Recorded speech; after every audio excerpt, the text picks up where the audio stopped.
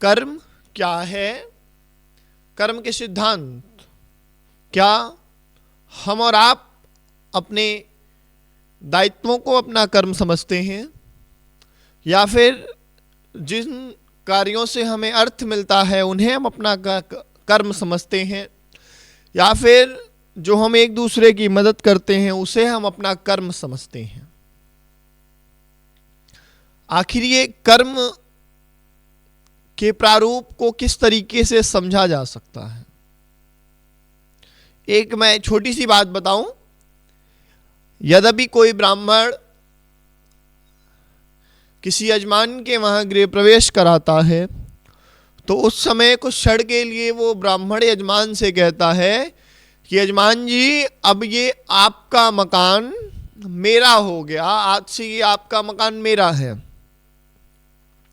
ठीक उसी प्रकार से जब एक मकान का निर्माण एक गरीब मिस्त्री करता है, घर बनाने वाला करता है, ये प्रैक्टिकल बातें हैं, प्रत्यक्ष आप सबके सामने आया होगा, तो वो मिस्त्री भी कहता है कि मालिक, इस समय ये मकान मेरा है, आप यहाँ नहीं जा सकते लेकिन मैं यहाँ जा सकता हूँ।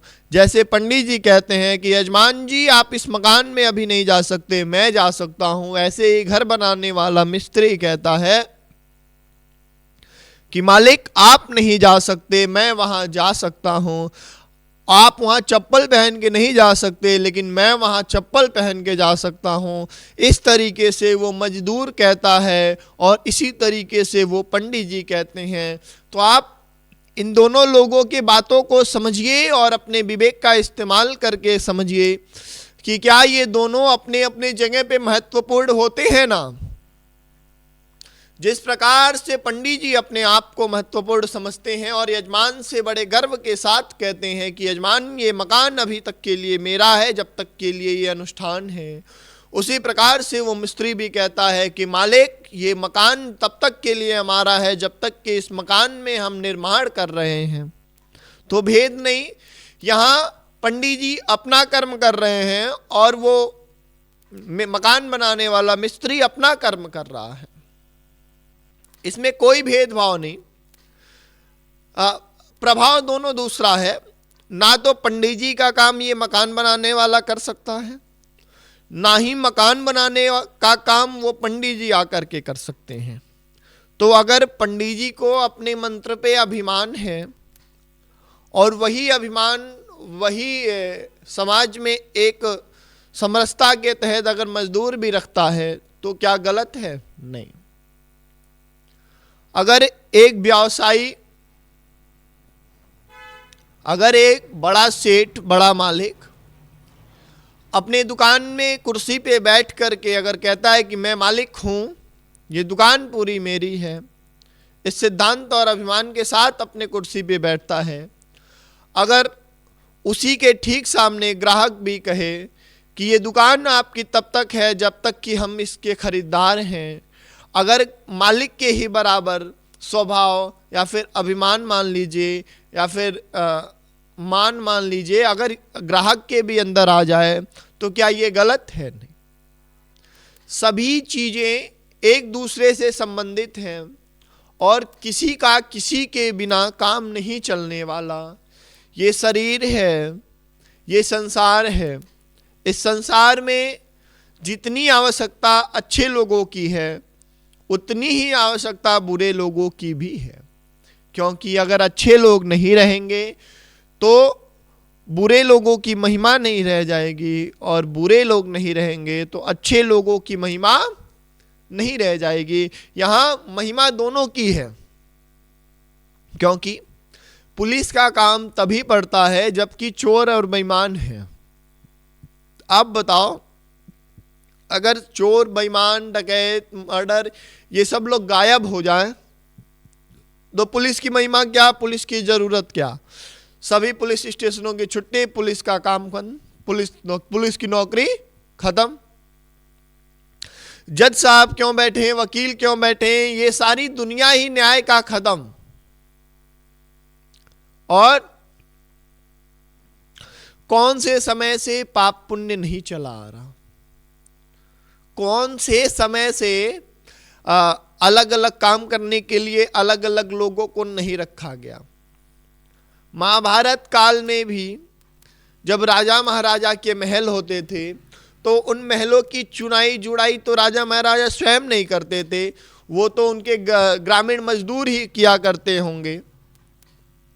उनके खेतों का काम करने वाले अलग होंगे, उनके हथियार बनाने वाले अलग होंगे, उनके साफ सफाई वाले अलग होंगे, उनके घर में भोजन बनाने वाले अलग होंगे, उनके घर में यज्ञ पूजा कराने वाले अलग होंगे। प्राचीन समय से ही सारे कामों के लिए सारी चीजें सब कुछ अलग अलग होंगी।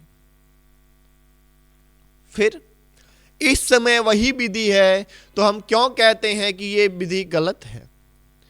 ये बातें तब तक ही गलत हैं जब तक कि हम इन बातों को समझ नहीं पाते और उस व्यक्ति को उसके काम में सम्मान नहीं देते, तब तक ही ये गलत हैं। अगर मैं कुछ करता हूँ और हमें अभिमान है कि मैं ही ये काम करता हूँ तो ये अच्छा है, ठीक है, आप अपने में ये सेल्फ कॉन्फिडेंस रखिए कि ये काम केवल आप ही करते हैं, आप बहुत अच्छे हैं, ये काम करते हैं इसलिए। लेकिन अगर सामने वाला कोई दूसरा काम करता है और आप कहते हैं कि मैं ये काम करता हूँ तो अच्छा हूँ और सामने वाला वो काम करता है इसलिए अच्छा नहीं है, तो यहीं से समाज में विकृति उत्पन्न होती है और समाज अलग अलग विभागों में बंटता है। अगर एक मालिक के पास काम करने वाले नौकर ना हो तो आप कल्पना करें मालिक कहाँ का मालिक रह जाएगा, उसे मालिक मानने वाला कौन होगा, कौन समझेगा कि वो मालिक है? मालिक तब तक ही है जब तक कि उसके पास काम करने वाले सेवक हैं। अगर काम करने वाले कर्मचारी नहीं होंगे तो बड़े बड़े दुकान, बड़े बड़े मॉल, बड़े बड़े हॉस्पिटल, बड़े बड़े बाजार, इनका क्या होगा? तो अगर जिनकी बदौलत, जिन मजदूर की बदौलत, जिन वर्गों के विशेषता की बदौलत ये पूरा सिस्टम चलता है, अगर उन्हें सम्मान की बात आती है तो जाने अनजाने में हम उनको सम्मान नहीं दे पाते। कहीं ना कहीं अंग्रेजों के द्वारा हमारे मन में ये विकृति भर दी गई है कि नहीं, ये मजदूर हैं तो सम्मान के लायक नहीं हैं। ये चलन हमारे शास्त्रों में नहीं चली, ये चलन केवल अंग्रेजी शासक के बाद चली। अंग्रेजी शासक जहाँ जहाँ है, जिस किसी भी देश में अंग्रेजों ने शासन किया, जिस किसी भी देश में अंग्रेजी शासन चले, उस देश में यही व्यवस्था रही है, उस देश में दूसरी और कोई व्यवस्था नहीं हुई। अंग्रेज हमेशा ही इसी शासन और इसी नीति के तहत अर्थ में जो लोग मजबूत होते थे उन्हें वो बड़ा सम्मान देते, जो अर्थ से कमजोर है उन्हें दीनहीन मान करके उन्हें बहुत प्रताड़ित किया करते, उन्हें सम्मान नहीं देते, उन्हें मजदूरों की श्रेणी में हटा देते। वही परंपरा हमने अंग्रेजों से तो छुटकारा पा लिया, मगर उनके नियम और सिद्धांतों से छुटकारा हमने नहीं पाया और ये बहुत मुश्किल भी होता जा रहा है कि अब हम उनसे छुटकारा पा लें।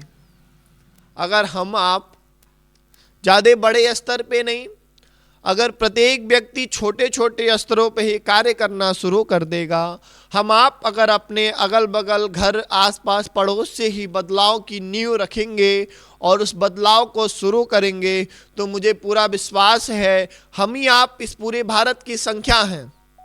एक ना एक दिन हम ही और आप एकत्रित होकर के इस भारत की पूरी व्यवस्था को चलाते हैं। इस भारत में कोई दूसरा नहीं।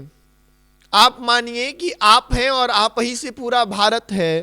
तो यदि आप इस प्रकार के विचार अपने अंदर लाएंगे तो उम्मीद है कि एक ना एक दिन वो विचार पूरे भारत में फैल जाएगा, क्योंकि उस विचार को आप अपने अंदर लाते हैं।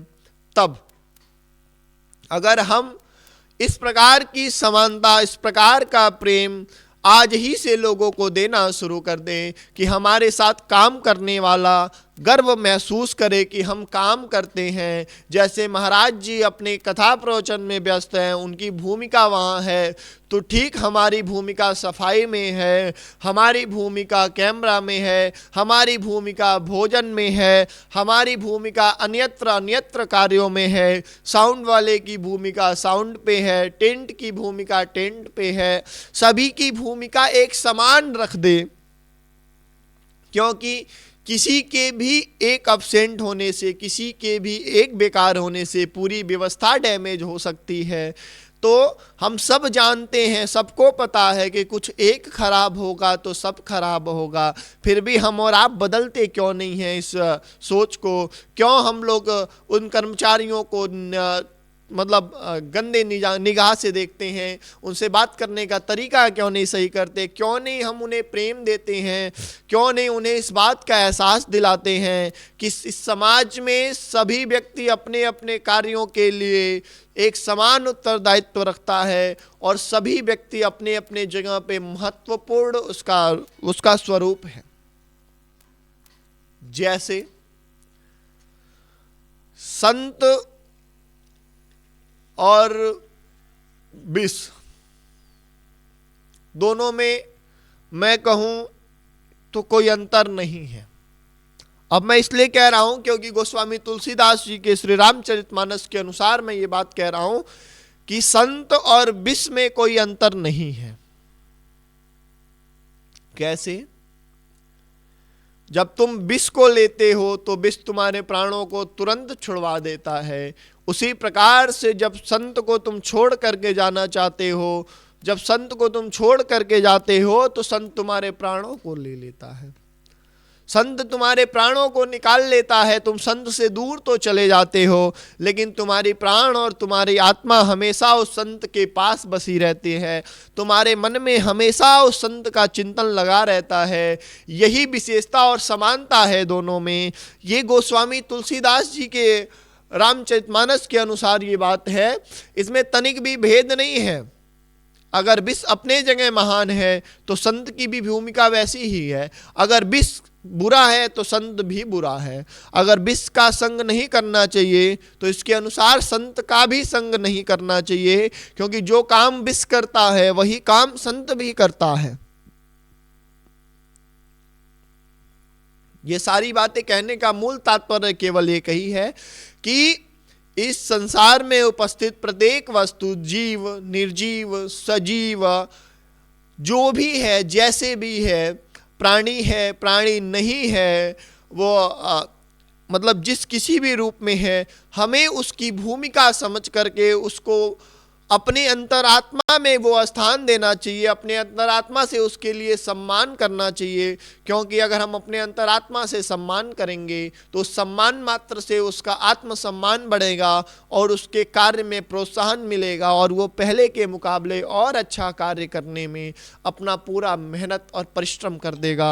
तो एक समानता के साथ हम सभी लोग अपने आसपास में कार्य करते हुए सभी कर्मचारियों से अपनी समानता का प्रेम और वर्चस्व रखें, जिसके कारण हमारा प्रेम बढ़ेगा और उनका हमारे संस्था में कार्य करने में दिल लगेगा। जय श्री राधे, जय जय श्री श्याम।